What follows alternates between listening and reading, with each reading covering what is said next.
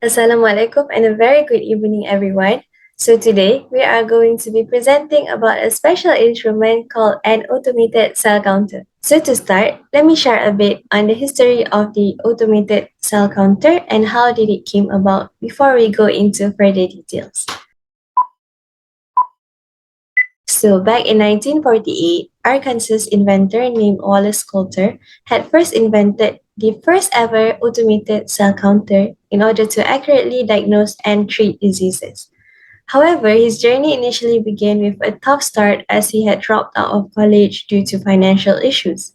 He then started jumping from one company to another while working as a salesman and also an engineer. But through his various business experiences working with different scientists and encountering different labs, Coulter learned how researchers and physicians conducted their work and what they needed to find.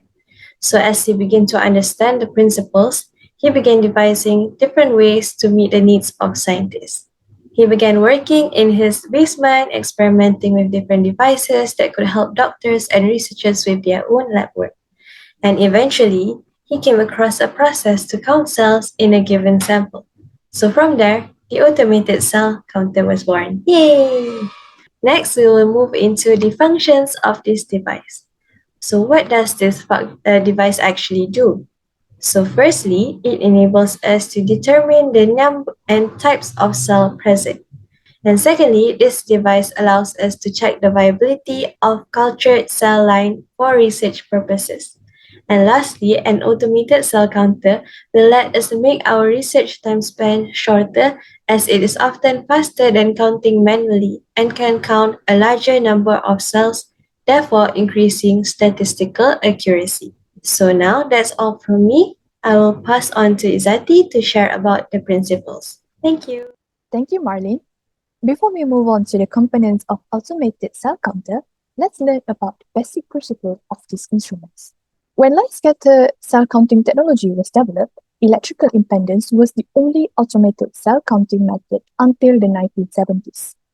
However, with the development in technology and sciences fields, today's cell counters are based on one of these two principles: electrical impedance cell counting and optical cell counting. In the principle of electrical impedance cell counting, an increase in electrical resistance or impedance occurs each time a cell passes through an aperture between two electrodes. The impedance size is proportional to the size of the cells which causes it.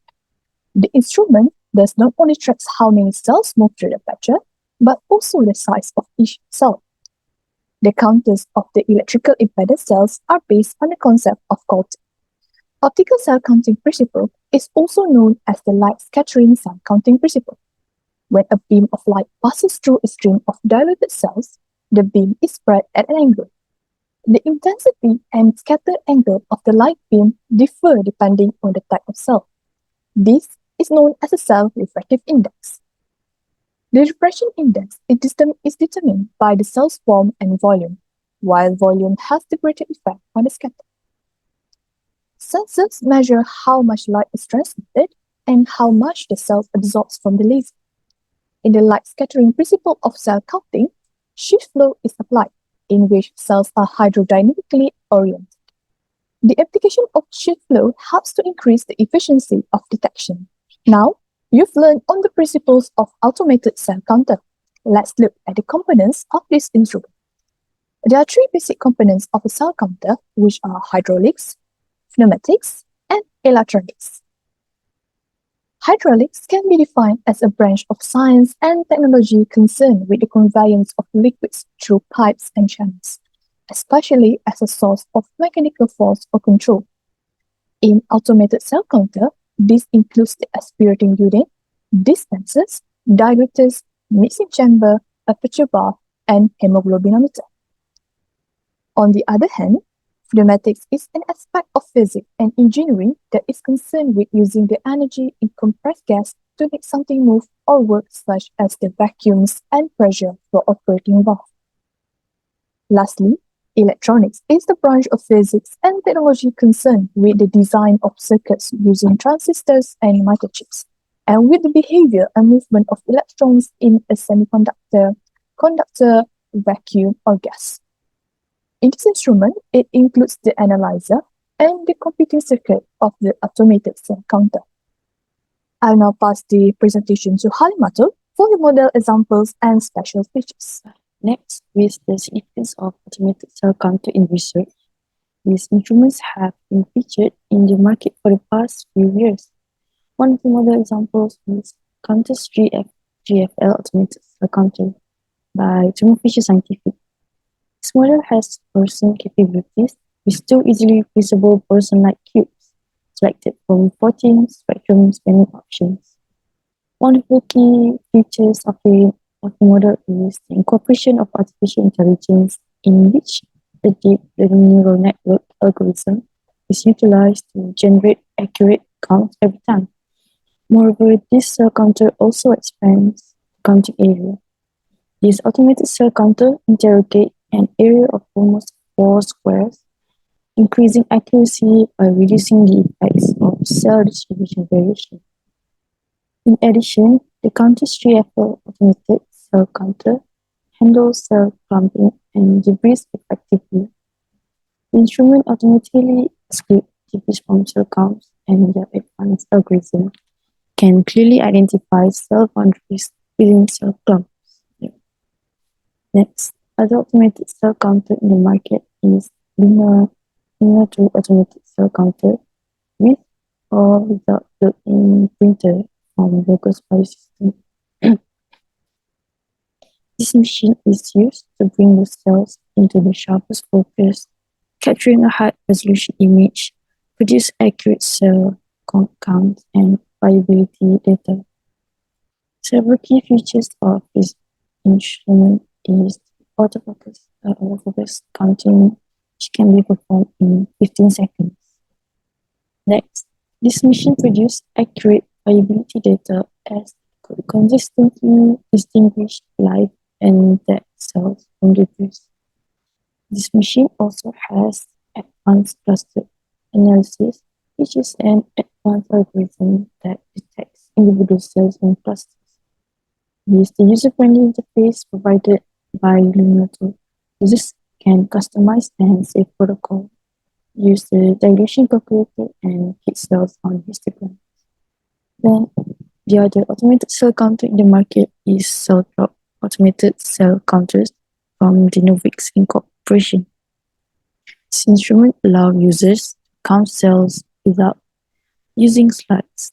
This instrument features patented direct pipette technology to remove the needs for disposable plastic slides in the routine cell counting.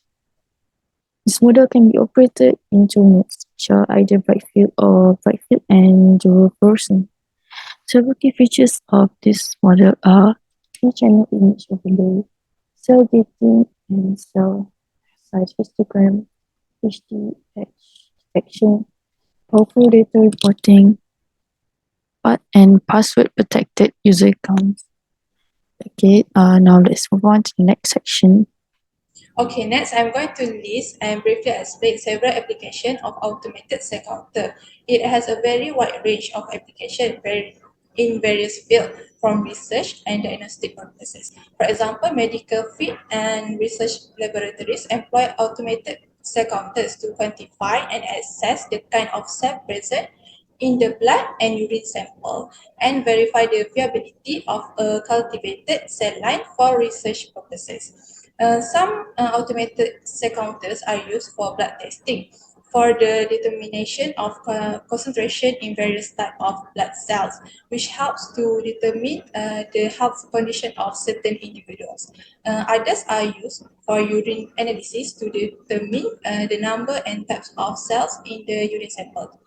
Next, in cell biology research of primary cells, automated cell counters is used to automatically measure live concentration of cells and viability of stem cells.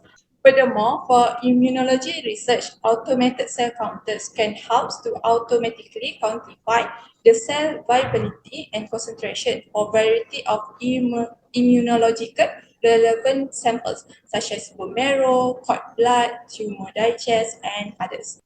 Lastly, automated cell counters is also used in cell therapy. It is used to perform cell-based assay and measure cell size, viability, and concentration of cell lines and primary samples used in adaptive cell therapy research. It is also used to control the dose of cells and administered to the patient.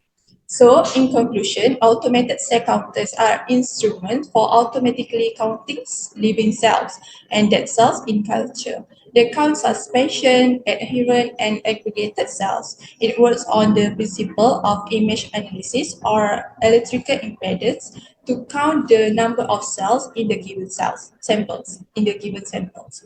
Automatic cell counter may be self-contained or linked to an external computer. Next, automated cell counters provide many benefits over manual ones, such as faster and more accurate results, less labor work, and running multiple samples and data storage. However, there are also limitations to the machine, such as counting a cluster of cells as individual cells.